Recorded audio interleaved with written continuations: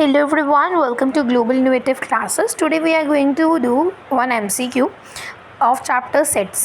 So question क्या कह रहे हैं, two finite sets having m and n elements respectively, the total numbers of the subset of the first element is 56 more than the total number of subsets of the second element.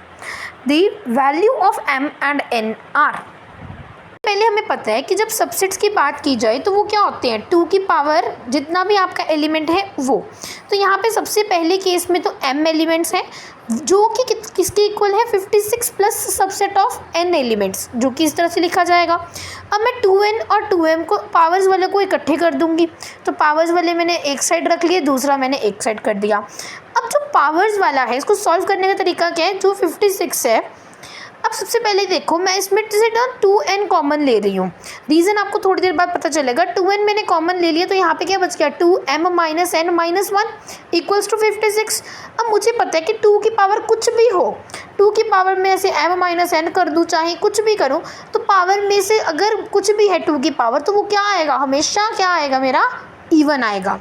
तो even he आएगा इस case में। पर इसमें से क्या हो रहा है कि 2 की पावर कुछ है, उसमें से मैं 1 माइनस कर रही हूँ, ठीक है।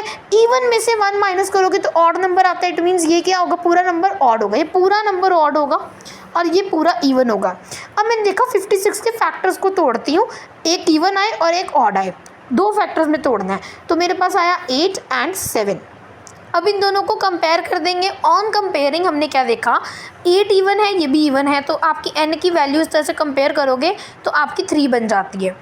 उसी तरह से आप अंदर वाले टर्म जो है 2m माइनस n माइनस 1 को 7 के इक्वल कंपेयर करो, इसमें वैल्यू पुट कर दो n की, उसके बाद कंपेयर करने के बाद वैल्यू आएगी 6। It means your option C is correct, which is m minus 6 minus 3. I hope you really understood the explanation. If you understand, then please like, share, subscribe to my channel, and don't forget to comment in comment box whether you understood or not. Thank you for now.